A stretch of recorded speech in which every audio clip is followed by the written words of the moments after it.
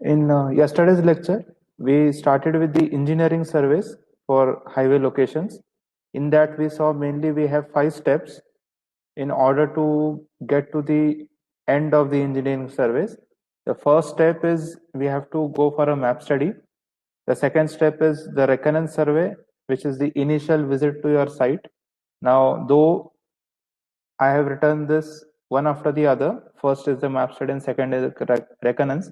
I told you in the yesterday's lecture that we can do this simultaneously. As you go for the first visit to the site, you can simultaneously collect the required maps. So in map study, what we saw is we have to collect mainly 3 types of maps. First is the topographic maps or the topo sheet. Second is the CDP maps, city development plan maps, and third are the forest maps. So then we discuss in detail what is a topo sheet, what is a CDP, and what comes under the maps which are prepared in this CDP. Then the forest maps and what are the details. Then we saw what is reconnaissance, what general characteristics you need to find out during your first visit or initial visit to the site. So these were the characteristics. It's not just limited to these, we can have more than these also, depending on your site conditions. We ended our lecture on this slide. Today we will be starting with or continuing with the engineering studies. And what's the third step that we have? The third step that we have in the third step that we have in this engineering surveys is the preliminary survey. So today we'll be completing this section. We'll be seeing what comes under preliminary surveys. Then there is a step of finalizing the alignment, and then you have a detailed survey. So preliminary survey, it mainly consists of all these individual surveys, and we'll be looking at it one by one. I'll just give a summary at the start itself. What are the surveys? So initially you have a primary traverse. This is nothing but the road leveling or the profile leveling survey, which you all have conducted in your surveying subject. The same survey is done just in a preliminary manner or primary. I'll come to that. Then you have a soil survey, then material survey, road inventory survey, pavement condition, traffic survey. It is included in this, but we have discussed this in detail in the previous sessions itself. So I'll not discuss that today. Hydrological study, and then if required, I have given these 2 mentions at the end that if required, you can go for aerial photographic survey. Now, aerial photographic survey or aerial photogrammetry, you have studied in ADS, advanced surveying, in the last semester. So generally, this aerial photographic survey is undertaken if your site is inaccessible or most of the part of your site is inaccessible. Inaccessible means you can't go by road or the roads are not there. There's a dense jungle or a dense forest kind of situation. So there you can go for this aerial photographic survey. And then there is a geological study. Also, this is if required. Not always you have to, or your highway consists of a tunnel. So in case of that situation, if your highway alignment is going to have a tunnel or you are proposing a tunnel instead of a ghat section, so there you need to go for this geological study. So this will come only if you have a tunnel planned on your highway. So that's why I have written that if required. So we'll be seeing this 7 excluding this traffic, so 6 surveys in details. So first is the primary traverse, as I told you. Now once again, keep in mind the picture that we were discussing, the Sirmaur town, the bypass that we are supposed to give to it. We have come up with 5 alternatives, 1 on the left, 4 on the right side, and the 1 on the left we are going to discard it because there is a forest area on the left side. So the 4 alignments that we are planning to go ahead with are the ones on the right side. Now, all those 4 elements, if you recall that Google Earth picture that I had shown you. So all the four alignments, they were more or less on the same side, but more or less it was very close to each other. It was not like there was a 15-kilometer or 20-kilometer difference in the alignment. So they were very closely spaced. So primary traverse is nothing but the road traveled during reconnaissance is surveyed. So if you have an existing road and you have to widen the same road, then the profile leveling has to be done for the same road. Only difference is the grids that you take, that is big or large grids. So what I mean by this is, just recall the surveying project that you had done for this profile leveling. So you had a particular area and then you had divided that area into different grids, okay, vertical and horizontal lines. And then you took the readings or found out the reduced levels at the intersection points. So that was the project that you did in surveying. Similarly, in this primary traverse also the same thing is done. Only difference is this grid size what we have here, a single grid size, it is sufficiently large enough than the grid size that we take in the detailed survey. And for alternative alignments, if you have more than one alignment, as we have in this case of Sirmoor bypass, so in that case, secondary traverse or independent primary traverse may be necessary for each alignment. So what I'm trying to say is, if suppose this is the existing road, so what we do in this primary traverses, we are finding out the levels, and for that we are dividing the area into different grids, and these grid size are large enough. Okay, so it will cover your existing road as well as the road area on the other sides.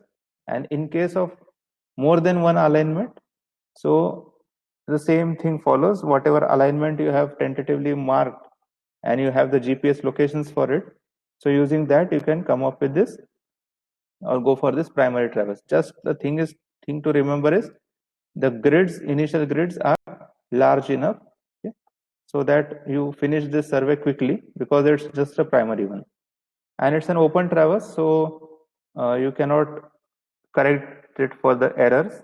So the precision, if you see, though we are using the total stations, as you can see in these pictures over here, though we are using total station, but it's a closed traverse, so there will be a sort of some error which might still be there in the system, but we can neglect that because we are not going to take these readings as the final ones. So this is the first one, the primary traverse. Then comes the second type of survey in engineering survey, that is the soil survey. Now what is soil survey? If you have an existing road, so soil samples are collected from the subgrade, subbase, base of the pavement. Now if you again recall your basic civil, your flexible pavement, it is made in different kinds of layers. The bottom one is the subgrade, then you have the subbase layer, then you have the base layer, and on top of that you have a bituminous layer. So if you are having an existing road, so what is done is a trial pit is excavated at the sides of the or at the end of the edge of the road. Okay, so if this is the center of the road, so on the left edge or the right edge, you dig out a pit. Okay, that is called a trial pit, and then you collect samples of this base layer, the subbase layer, and the subgrade layer. And in addition to that, whatever is the toe of the embankment, as suppose your existing road is on some embankment and this is the ground level, so you have to collect soil samples from the toe, as in you have to collect soil samples which are at this toe of the embankment, because in future if you are supposed to going to widen it, so your widening will be something like this. So this toe which was previously for the old embankment, that will serve as the foundation for the extended or a widened road. So that's why the toe of embankment is necessary. Similarly, cut section, if you are having the ground level at a higher level than the final road level. So there you need to cut it, and after that, or that cut section also needs to be analyzed, or the soil in that cut section needs to be analyzed. And while doing this, what we do is we also record the existing pavement composition, as in what are the thicknesses of this existing layers. We find it out, because eventually what we are going to do, if we are widening it like this, so we need to match the existing layers with the new layers. You can't give existing layer is somewhere here and the new layer is somewhere up. You can't have this up and down, or there should be an uniformity. So that's why existing pavement condition is also recorded.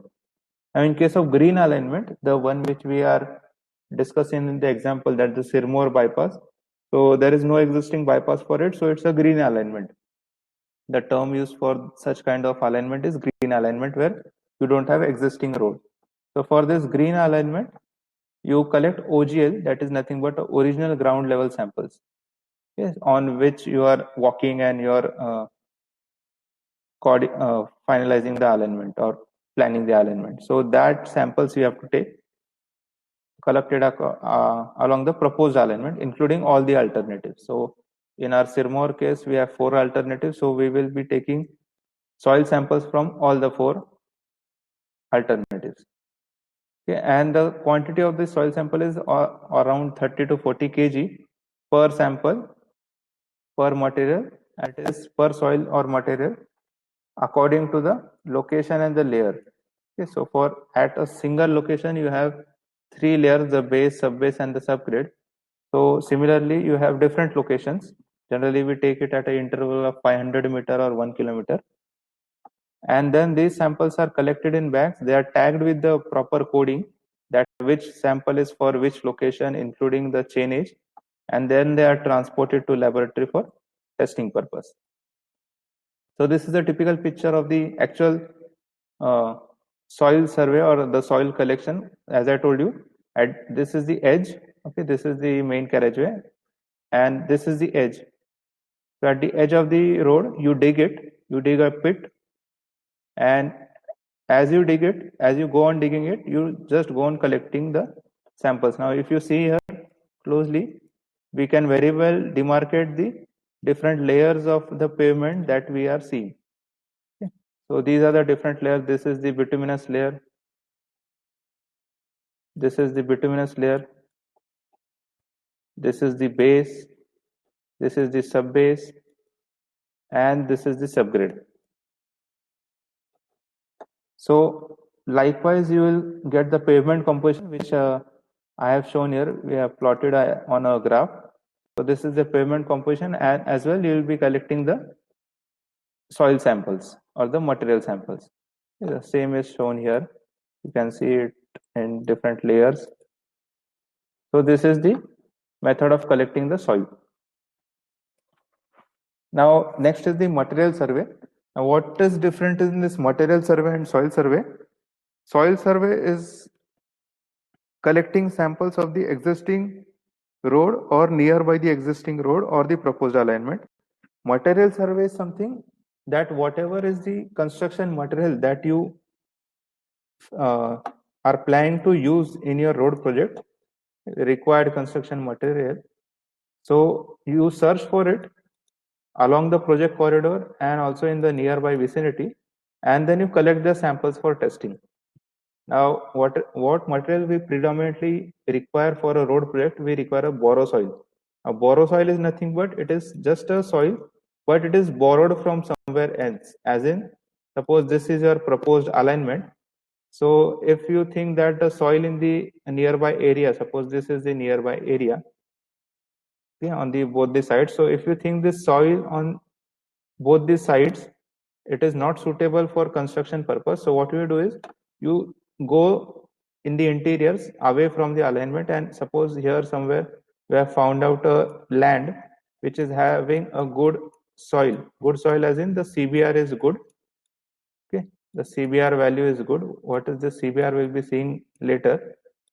So the CBR value is good, so that's why you collect the soil from here and then you transport it to your actual alignment, and then you lay it.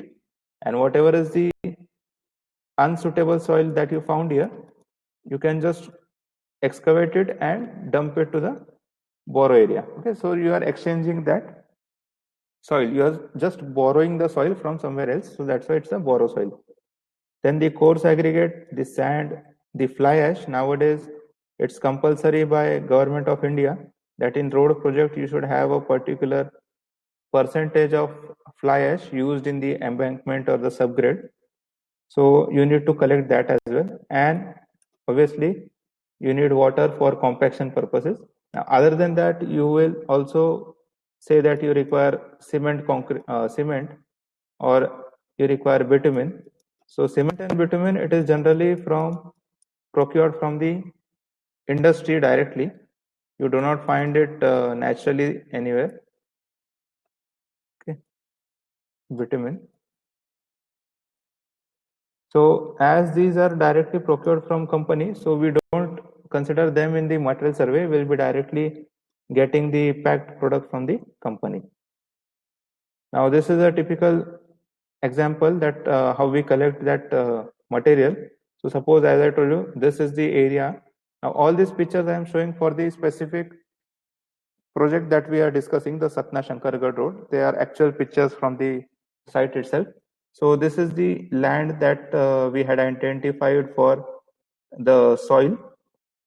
So as you can see, there is a slate on which it is written.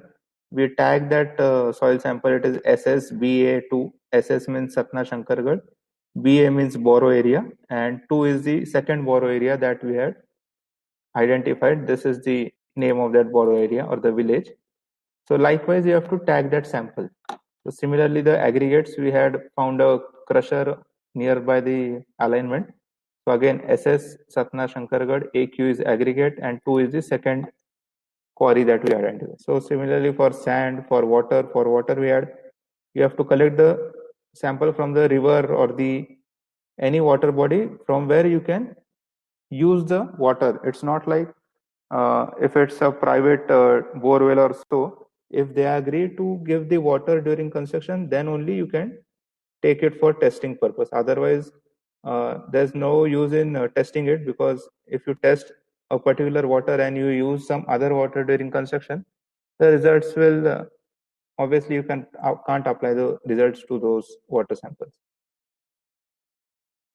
The next is the road inventory survey or the highway inventory survey. Now what we have in this survey is existing features which are seen on the road. This is very important. Whatever features you see on the road and along the road, you note it down along with the photographs and chainage.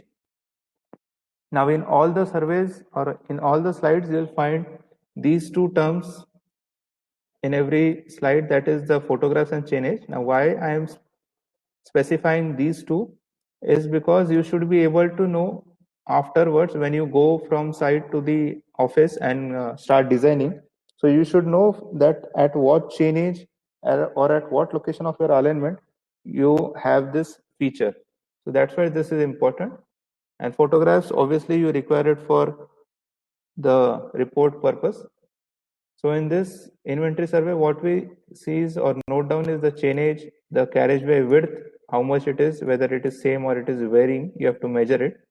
The type of pavement, the shoulder as in the on the both the sides of the main carriageway, you have a shoulder. It is either a paved shoulder or unpaved. We'll see that again in detail in the coming lectures. Then the embankment details, what is the height of the embankment, whether they are drains or not, utilities, what are the downs, and so all these typical features. Now what you can see in this figure, I have just inserted a snapshot of an actual Excel sheet which was used during the data collection in this road inventory survey. So these are the actual data values that I have been showing, the chainages, then the width of the road, the type. Okay. So likewise, you have to do the road inventory survey. And if you see the tabs below, so you have a stakeholder tab, you have a carriageway tab, then widening schedule, settlement, and these are different tabs because different features are just recorded in different tables so that we need to analyze it, or we can easily analyze it afterwards. So this is road inventory survey. Then the next comes is the pavement condition survey. Now, as you can guess from the name itself, what we do in this survey is we find out the condition of your existing pavement. Okay, so surface condition of existing pavement is assessed, and what we do is we collect data. Again, what type of data? That what type of distress in the pavement. Now, distress, you might have heard this term, but this term is used related to pavement in the terms that distress is nothing but the failure or some kind of deterioration in your pavement surface, on the pavement surface. So that is termed as a distress. So you need to find out what type of distress it is. It may be a flexible pavement or a rigid pavement. Then you have to measure the distress. Not only you have to see it, but you have to measure it, that what is the extent, what is the area covered, what is the depth, and depending on the type of distress, you need to find out the chainage, and you need the photo. Now, a typical pavement condition survey I have shown here, that was this what you see here in this first figure here. Okay, so what has happened is the top layer, bituminous layer, has slipped a little bit. This is a slippage or a slippage failure. So it has slipped a bit, and it has started accumulating on the forward side of the movement. So what we had done is just wrote the chainage on the road itself, and then we have took the photo. If this is not possible, what we do is this slate method, that you write the chainage where you are observing the distress, and you take a photo. Now, what you see in this second photo, it is a typical example of alligator cracks, also known as the bottom-up cracking. Again, you'll study this in detail if you take the elective advanced transportation. For now, just remember there is something called alligator cracks. Okay. So a typical, just I want to show you a typical Excel sheet of how we record this pavement condition. So this is the Excel sheet. You have chainages on one side. These are the chainages. Then what you find, different distresses you have is lane wise, you find it, LHS lane or the up direction and the down direction. You find the cracking. What is the patching, if there is a patchwork done, so what is it? The raveling, and these are the different distresses. Okay. Now again, in detail, how to do this survey, you have it in advanced transportation, but for now, just remember that suppose cracking you are considering. So in cracking, what we actually do is we find out what is the crack width. If it is less than 3 mm, it's a narrow crack. Greater than 3 mm, it's a wide crack. And then we find or measure what is the length of that crack, what is the average width, what is the area it is covering, and then we convert that into percentage. So this is a typical pavement condition sheet.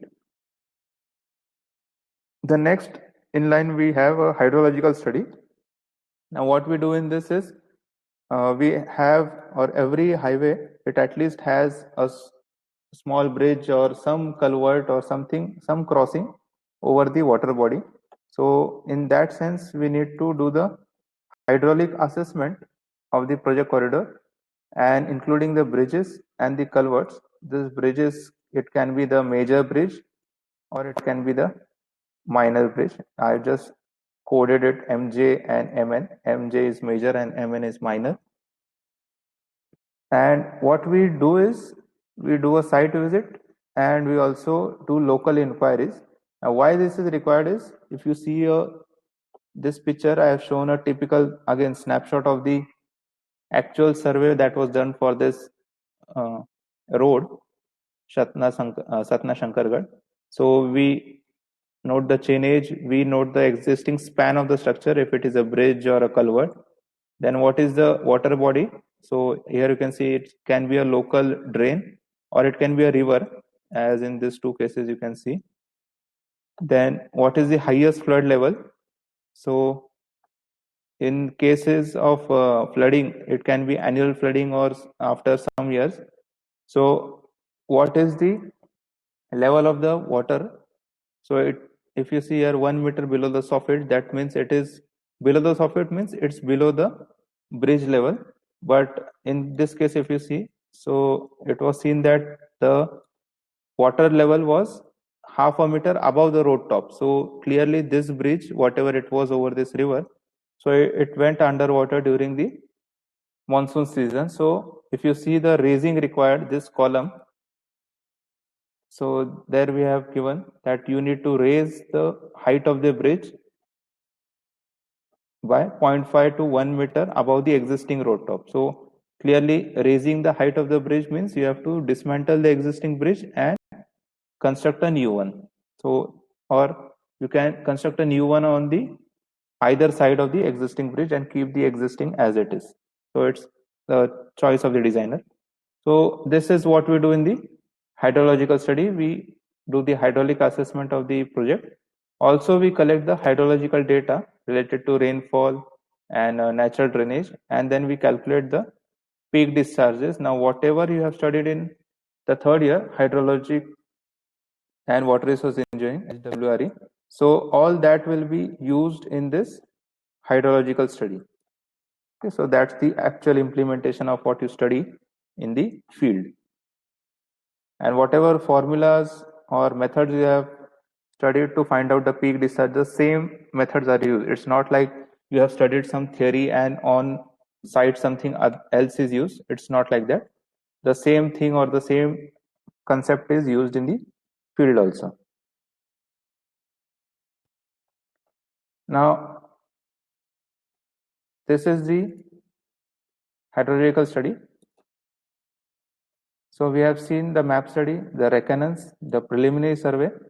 Now, once we do all this, or once we reach the end of preliminary survey, we now have collected a lot of data related to different aspects of civil engineering or different aspects of your highway. And now you analyze the data, and from that, then you finalize one of the alignment. So in our case, the Sirmoor bypass, which we were discussing. So if you remember, the longest alignment that we had, which was going away from the existing town, so that was finalized, because keeping in mind the future expansion and the increasing traffic on their highway, so we had finalized that alignment. So we had finalized based on all these studies, the map study, the reconnaissance, and the preliminary survey. Then you finalize the alignment, and once you finalize this alignment, then you are in a position to do a detailed survey. Now, what comes in a detailed survey is, again, it's a topographical survey. You see, it's the same survey that we carried out in the primary traverse. Now, the only difference is, in primary traverse, we had considered large grids of the profile leveling. Now, in case of detailed survey, detailed topographic survey, we consider, or we divide the alignment and the surrounding area in smaller grids, and whatever is the accuracy of this, it will be on a higher side. It will be a close traverse survey. So you, whatever is the error, if any, you can very well distribute it, and you get the minute details of the existing road surface as well as the earth surface. Now, this is also known as the topo survey, as you can see here. Now, it involves detailed profile leveling of existing road and the adjoining area as well. In case of green alignment, again, the one which we are considering for Sirmoor, so in that case, topo survey will be carried out based on the alignment which we have finalized. So, out of that 4, whatever is the single alignment that we have finalized, now that single alignment will be the one which we will be using for this detailed survey. Now, on the right side, if you see, I have mentioned or included 2 pictures. One is the topo survey can be done using a total station, okay, the latest one. Other than that, the more latest trend that is going on in the industry now is the survey using drone. In this, mainly what you do is the LIDAR survey. Now, again, this you have studied in your advanced surveying. If not, if you don't remember, just go back to that syllabus and have a revision of it. So this LIDAR survey is the new trend that is going on in the market right now. So that LIDAR survey, it is either it can be done by this drones or it can also be done using helicopters. So it's the same thing. You have sensors and cameras fitted at the bottom of the aerial object. In this case, it's a drone. And as you can see here, they are controlling it using a remote in the hand. And then you can get the information of the alignment and its adjoining area. So these are the two recent trends in this topo survey. So that is the first kind of detailed survey that we do, that is topographical survey. And the second detailed survey that we do is the geotechnical survey. Now in detailed survey, we have only two types. One is the topo and second is the geotechnical. Rest all of the surveys we have already done in the primary survey, you can say. Now in some of the books, you may find that after finalizing alignment also you do a detailed survey and you also include a lot of other surveys like traffic and soil and everything. But on field, what actually happens is if you consider the economical aspect, so for each survey you require money, you require time, you require material, you require men. So a company, it prefers that whatever survey is done, it's done only once, and that once is also done in a detailed way. If you do it primary survey a little bit uh, in a broader aspect, and then after finalizing alignment, then you again, if you go for surveys and you do it a detailed way, so the company is investing money twice, so it's not feasible for them also. So what they do is, though in books you might find this, that detailed survey, detailed soil survey or detailed traffic survey is done after finalization of alignment, but that detailed survey, it is done at the primary survey stage itself to avoid the or to balance the economy of the project. So coming back to the second survey that we have in detailed survey, that is the geotechnical survey. Now what is done in this is boreholes are drilled and samples are collected and analyzed. Now what is this borehole? Again, you have studied this in geotech, geology and foundation engineering, that using some machines, you drill into the earth's surface and you take out cylindrical samples of soil or the rock which is underneath, and then you analyze it. And generally where these boreholes are drilled, so in case of highway, they are drilled at the locations where structures are planned. Structures as in the minor major bridges, the cross drainage works, that is the canals, aqueducts or something like that, or you have a flyover or underpass or any other structure which is planned. So at that location, you do this geotechnical survey in which you drill boreholes and collect samples. So typical two pictures I have included in this. Now on the left side, what you see, it is a machine, one type of machine which is used for collecting the or drilling the borehole. So this is the point where they are drilling the borehole. And on the right side, if you see, this is the borehole box, bore log box, and this is the actual sample which is collected, the cylindrical rock that you see. Now this photo is the actual photo of the ongoing project. It is in a part of a Pune Ring Road project, and it's design phase. I have also given the location if anyone of you is interested to just visit it. So it's near our college itself, Sunset Point. So there, one of the or alignment of Pune Ring Road, it goes from there, passes from there, and there they have planned a structure and interchange. So that's why they are drilling the borehole over there, and they have procured the sample. And the agency for this is this Soiltech India Private Limited. Now again, this is the second type of machine that can be used for drilling the boreholes and collecting samples. So again, it is a part of Pune Ring Road project, and again the location is near Akodi railway station. So the alignment is going from Akodi from these 2 points where they are proposing a structure. So that's why the investigation is going on. And on the right side, if you see the picture that you have, So that is again the soil samples collected, but now there is a difference. In the previous picture, whatever soil sample you had or the rock sample that you had, it was intact. You could see entire length of the rock was excavated. But in the second location, you had sample in bits and pieces. So that means there is a fractured rock beneath this surface over here. It be 1 or 2 kilometers away. You are having a rock which is, or soil or nature of the earth below the ground level, it is such that you have a compact rock. So that's why this geotechnical survey is important, that within few kilometers also the earth or the earth crust, it changes. So you need to be very sure what is the change.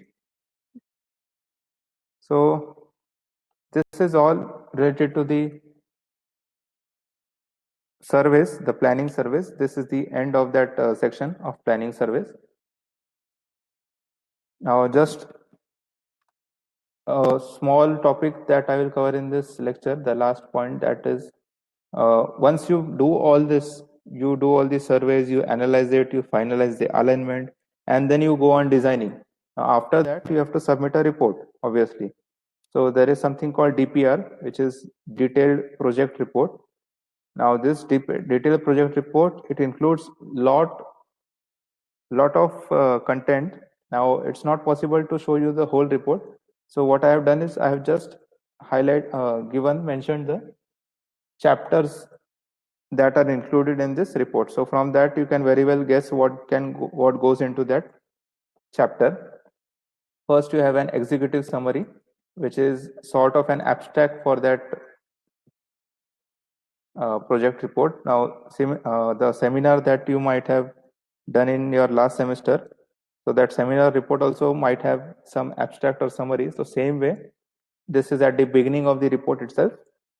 Then you have a background of the project, the general details, the socio-economic profile. This we have seen in the economic studies. So that data is included here. The demographic study, that is nothing but demographic profile, study related to the population of the area through which your alignment is going. Then the traffic surveys, its forecasting, everything, including the safety audit.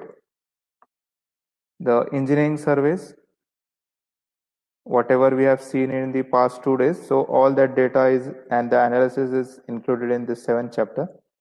Then what design standards and specifications are adopted, as in what codes are referred.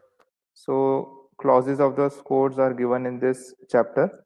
You might have, or you must have designed some structures in SD1 and SD2, and you had some codes in that, IS 800 and IS 456. So similar way for highway design also, you have different codes. So those codes, which code we are using for the specific project, we include in this chapter 8. Chapter number 9 is pavement engineering studies and the design of your pavement. Pavement design is nothing but the thicknesses that you will give for the pavement crust. Okay. This again you will be studying pavement design in detail in the 5th unit. Then the drainage studies, what we did, and the assessment. Then the environment and social consideration, if there is a rehabilitation and resettlement. So that is included in this 11th chapter. The material, human resources, and the equipments required. Then the analysis and the actual design is included here. Then once you design, then you have to go for the cost estimation. So that comes in this 14th chapter. You first find out the rates of different materials, and then you estimate costs of different structures and the highway and all the components. Then you do a economic analysis and financial analysis. Now again, the difference between these two, now you very well know that what comes in economic analysis and what comes in financial analysis. So that is done. Then you have to also give a schedule that during when it goes into construction phase, how are you planning to construct it? What should be the schedule? And during construction, what should be the traffic management? Now this chapter is important for the contractor point of view, because if you do this chapter properly or design it properly, that how will the traffic will be managed during construction, So during construction, neither the contractor nor the road users will be facing any difficulty. And if this is not done or not included, or the contractor decides to neglect this chapter, so there are all kinds of mishaps and traffic congestions during the construction. And then at the end, you have conclusion and recommendations. And along with this DPR, now as we all know, civil engineering, whatever we design in the office, we have to execute it on the site, and the most appropriate way of communicating your design is through drawings. So project drawings are an integral part of the project report itself. So in drawings also you have a lot more of types. You have a location map, you have a land acquisition plan, that which land you will acquire on which section. Then the location of sources for material construction that we found out in the material survey. Then the plan and L sections of the road, whatever you designed or got from the detailed traverse survey. Then the typical cross sections, detailed cross sections, CD structures, whatever structures you are designing. So they are drawings, the drawings of road junctions or intersection, sideway amenities, and whatever other drawings related to small things such as the signboards, the road markings, the islands, and all this. So that is also included in this drawing section. Okay, so this is where we'll stop for today. So today we have covered a lot more of topics. We have covered all the preliminary surveys that are required, then the finalization of alignment, then the detailed surveys, which also has a traversing survey and a geotechnical survey, and the reports and drawings that are included. So we'll stop here.